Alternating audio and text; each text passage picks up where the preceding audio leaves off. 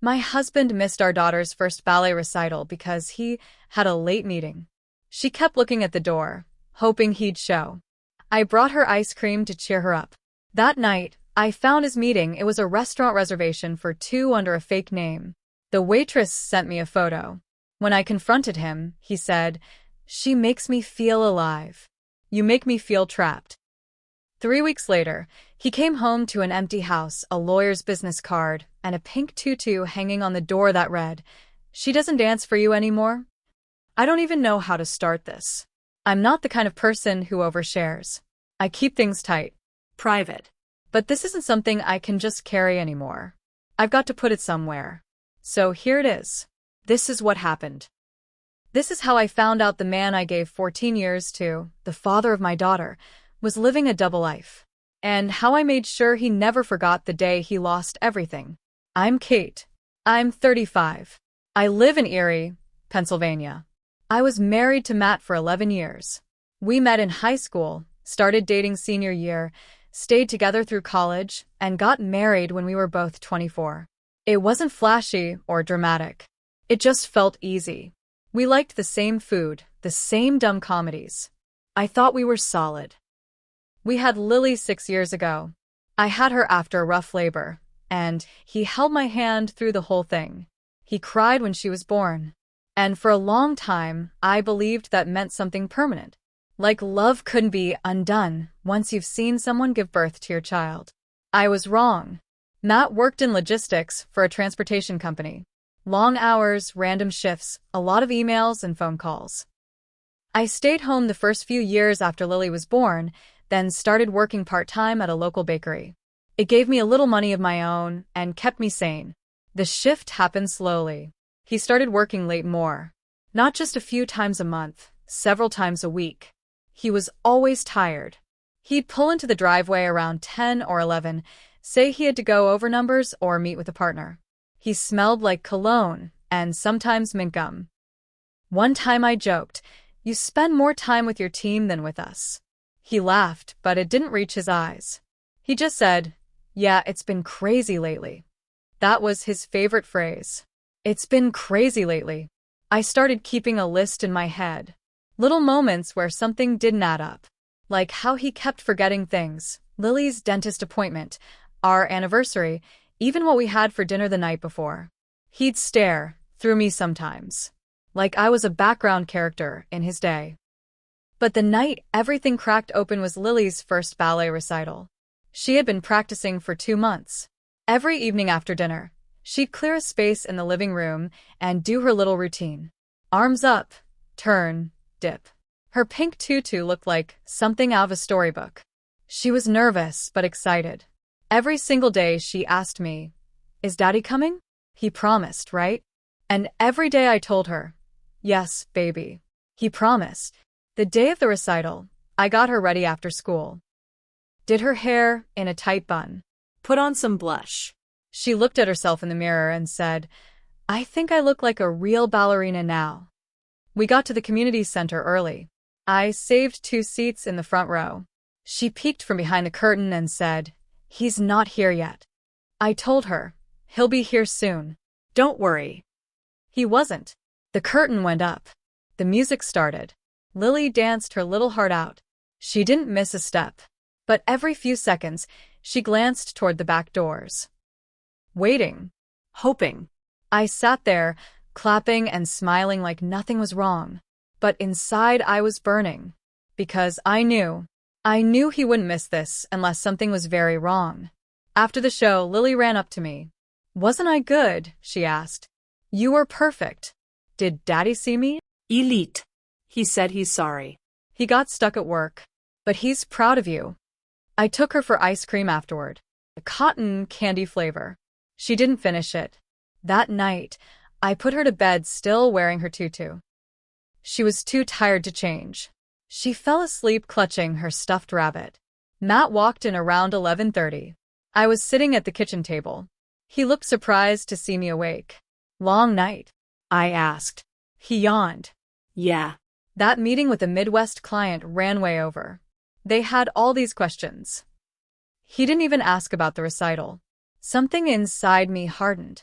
I nodded, kissed his cheek, and went to bed. But I didn't sleep. Instead, I got up and went through his stuff. Briefcase. Nothing. Work laptop. Locked. I checked our shared credit card account. There it was. A charge for the grill house. Timestamp. 8:05 p.m. Right in the middle of Lily's recital. I called the restaurant. Told them I was confirming a reservation under Evan Lewis. That's what the charge was filed under. The hostess said yes. Evan Lewis had a table for two that night. I think my husband was there under that name, I said. He's cheating on me. Please. Just tell me what you saw. She paused for a moment. Then she said, hold on. A minute later, she texted me a picture. She said she snapped it because she thought they were a cute couple. It was Matt and some woman I didn't recognize. Blonde. Smiling like she didn't have a care in the world. Holding his hand. He looked relaxed. Happy. That's when it all clicked. The meetings. The distance. The forgetfulness. All of it. I didn't scream. I didn't wake him up. I just stared at that photo all night. The next morning, I made breakfast like usual. I smiled. I packed Lily's lunch. I kissed him goodbye when he left for work. And I started preparing. I called my sister in Cleveland. I called a lawyer. I got a storage unit. I started packing things slowly. Just the essentials. Lily's toys. Clothes. Keepsakes. Important papers. He didn't notice a thing. Because he wasn't paying attention. He was too busy living his fake new life. I found out more. The woman, Sienna, was recently divorced. She worked in the same building. She posted photos of date night on Instagram. One of them showed Matt with a bouquet. He was holding it outside what looked like her apartment. Same watch I gave him for our 10th anniversary. He used to tell me he hated social media. Now I think he just didn't want me to know who he really was. I didn't confront him. I wanted to. God, I wanted to scream at him. But I waited. 3 weeks after the recital. Everything was in place. That Friday night, he came home late again. But this time, when he pulled into the driveway, the house was dark. The porch light was off. No sound inside. On the front door, taped neatly, was Lily's pink tutu. And pinned to it was a note I wrote by hand. She doesn't dance for you anymore. He opened the door to an empty house. No Lily. No me. Half the furniture gone. Family photos missing. Only thing left on the table was a business card from my divorce lawyer. I had already moved 3 hours away. Lily was asleep in the back seat of the car when we left that night. She didn't ask where we were going. Just held my hand and said, I love you, Mommy. And for the first time in weeks, I didn't feel like I was pretending. I felt free. The day after we left, he called. 6 missed calls by the time I turned the phone back on. I let them go to voicemail. The first few were calm. Confused. Kate, where are you? Did something happen? Call me. Then came the panic. Kate, what the hell is going on? Where is Lily? I swear to God if you don't answer. Then silence for 2 days. On the 3rd day, I got a text. Just a photo. It was him, standing in the living room. Everything stripped bare except a single baby photo of Lily that I'd left behind, propped on the floor near the wall. Then he texted. You didn't have to take her from me. That's when I finally responded. She waited for you. That night. She kept watching the door. He didn't reply for hours. When he did, it was short. Please. Let's talk. I didn't respond. 2 days later, my lawyer called. Matt had finally read the papers. According to her, he wasn't just shocked. He was furious. He accused me of being manipulative, said I was using Lily to punish him, said I was throwing away a family over one mistake. One mistake. He didn't even deny it. I had already planned to file for full custody. Not to be cruel, but because I didn't trust him. Not anymore. I'd seen the kind of man he really was. He didn't come home to tell the truth. He came home hoping to keep his lie going. Hoping I'd just keep cooking dinner and smiling through it. But the real twist didn't come from him. It came from her, Sienna. One night I was putting Lily to bed when I got a message request on Instagram. The name was unfamiliar, but the photo wasn't. It was her. I debated ignoring it, but something told me to open it. What I read made my skin crawl. I didn't know about you. I swear. He told me you were separated. He said you barely talked anymore. That he was just staying until custody stuff was sorted out. He even showed me court emails. I believed him. Until I saw your daughter's picture on your profile. Then I knew. I'm sorry. She attached a screenshot. It was a photo Matt had shown her of our living room after I'd started removing things. He told her I had moved out, left him. He was playing the victim, pretending I'd taken Lily and abandoned him. I thanked her for the message. Asked if she was still seeing him. No. I ended it the same night I saw the photo of your little girl. I felt sick. I didn't sign up for that. Part of me was relieved. Another part was furious that this stranger knew more about my husband's emotional life than I did. I didn't tell Matt I'd spoken to her. I let him spiral. But I didn't know how deep it would go. One afternoon, I got a call from Lily's new school. Matt had shown up during recess. He wasn't aggressive, but he had no right to be there. I had emergency custody while the divorce played out, and he knew it. The principal said he stood by the fence for 10 minutes. Just watching. They called security. He left before the police arrived. That night, he emailed me. You can hate me all you want, but don't keep her from me. She's my daughter, too. I didn't respond. I called my lawyer. We tightened everything. Put a block on school visits. Told the court what happened. It just pushed him further. He started mailing things to our new address. Toys. Letters. Even drawings he claimed Lily made for him. One was a crude sketch of a man holding hands with a stick figure child. It was obviously drawn by an adult. I knew it was fake. I kept everything. Every letter. Every envelope.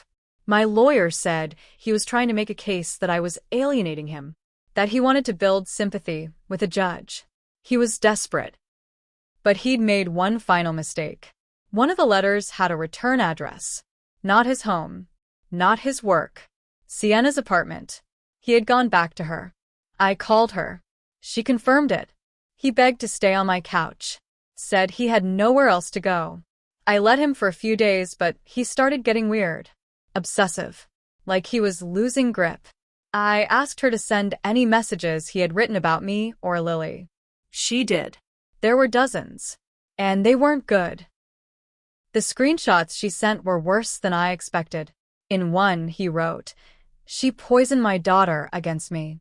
That's what women like her do. She wanted out and used Lily to punish me. I never even got a chance." Another said, "If she thinks I'm just going to disappear, she's wrong. That kid is mine too. I gave up everything for them, and now I have nothing. She'll see what that feels like soon." My hands were shaking. I forwarded everything to my lawyer and to the court liaison. These weren't just rants, they were threats. They were proof of manipulation. And they showed that he was spiraling, that he couldn't accept what was happening. That he was blaming everyone else but himself. That weekend, I got an alert from my bank. An attempt had been made to log into our old joint account online. I had already separated the finances, closed the joint cards, and moved everything under my name. But still, he tried. He was digging. Trying to find a way back in. The pressure was getting to him, and it was starting to show. Lily started having nightmares. She never mentioned him, but she'd wake up crying, asking if we were moving again. Asking if someone was going to take her away. That was my breaking point. I told my lawyer we were going for a restraining order. Not just temporary custody, full legal protection. I filed police reports for the school incident, the mail, the unauthorized contact. We pushed everything into the courts faster than planned. But Matt wasn't done. A week later, while I was at work, he showed up at my sister's place, where he assumed I was still staying. My niece called me in a panic. He's pounding on the front door, screaming your name. I could hear it in the background. His voice. Slurred. Loud. Rambling. He was drunk. The police showed up 10 minutes later. He was still there, sitting on the front step, head in his hands. They didn't arrest him, but they escorted him away and filed a report. That was the final nail. Now I had police backing, court documentation, and witness testimony. The judge issued the restraining order 3 days later. He was legally banned from coming near me or Lily, and all custody was suspended pending a psychological evaluation. I didn't celebrate. I didn't feel triumphant. I felt tired, worn down by the wreckage of someone else's bad choices. But then, just when I thought it was over, I got one more message. This time, not from Matt. From his brother, Sean. We'd never been close. He lived in Pittsburgh, came around once a year for holidays. But he messaged me late at night and said, "You need to know something. Matt's not just spiraling. He's not stable." He said something to my wife last week that scared the hell out of her. I called him. Sean told me that Matt had shown up at his place drunk and angry. Said he wanted one last talk with Kate, and hinted he knew where I worked. He said some dark stuff, Sean told me, about how if he can't fix it, maybe it's better to burn it down. I don't know what that means, but I thought you should know. I hung up and called the police again. I told them everything. This time, they took it seriously. They started watching the bakery, put patrol cars nearby, warned my coworkers. I pulled Lily from school for the rest of the week. I didn't want her anywhere he could find her. And still, part of me wondered if he would really go that far. But I wasn't going to wait and find out. I didn't sleep for 3 nights straight. I kept thinking he'd show up. At the bakery, at the school, at the house, somewhere. Every car that slowed down outside made my stomach clench. Every time my phone buzzed, I jumped. I had already changed my number, but I still couldn't shake the fear that he'd find a way. The police said there wasn't enough to arrest him. Yet. But they agreed to send an officer by my work in the mornings. Just in case. Then on a Monday it happened. I had just opened the bakery. It was still early. Only 2 regulars were inside, drinking coffee and waiting on fresh bread. And then Matt walked in. He looked rough. Pale. Dark circles under his eyes. Like he hadn't slept in days. His hair was messy, and his coat was soaked from the rain outside. He didn't say a word at first. He just stood there. The other customers looked up, then looked at me. I said, loud enough for everyone to hear, "You need to leave. Now." He didn't move. He looked at me with this hollow expression and said, "I just wanted to see you. Just once." I reached under the counter and pressed the silent alarm. The cops would be there in minutes. "You can't be here," I said, steady as I could. "There's a court order. You're not supposed to come near me. Or Lily. She's my daughter," he whispered. "I made one mistake." "One mistake." I snapped. "You lied. You cheated. You left your daughter waiting in a tutu while you played house with some other woman." His jaw tightened. "You don't understand," he said. "Sienna, she made me feel alive. You made me feel trapped. Like I was suffocating in that house. That did it." I walked out from behind the counter and stood right in front of him. "You know what? Maybe I did trap you. Maybe I made it too easy for you. Clean house. Hot meals. A little girl who thought you were a hero. But you weren't trapped, Matt. You were lucky. And you threw it all away because you wanted to feel 20 again." Sirens wailed in the distance. He took a step back. "I just wanted to say goodbye. You already did. The night you chose someone else over your daughter." He looked down, then up again, eyes watering. "I miss her. She doesn't miss you. She doesn't even ask about you anymore." The cops came in seconds later. Guns weren't drawn, but hands were on holsters. They took him outside without a fight. Quiet. Like a man who already knew the ending. They arrested him for violating the protective order and harassment. The bakery gave me a paid week off. I spent that time with Lily. We baked cookies. Watched movies. She wore her ballet outfit around the house. She didn't understand what happened. Not fully. But she looked lighter, happier. Like some invisible weight had been lifted. A month later, I stood in front of a judge. My lawyer handed over everything. Photos, texts, recordings, the Instagram messages, the police reports, the arrest documents, the letter from the school. The judge granted me full custody. Permanently. Matt was given supervised visitation, Only if he passed a mental health evaluation. Last I heard, he didn't show up for it. I never told Lily the full truth. Not yet. Maybe one day. But I did keep one thing. That pink tutu. I had it framed and hung in the hallway of our new home. It's a reminder, not just of what she lost, but what I took back. Not out of hate, out of love. Because she doesn't dance for him anymore. She dances for herself. And for me.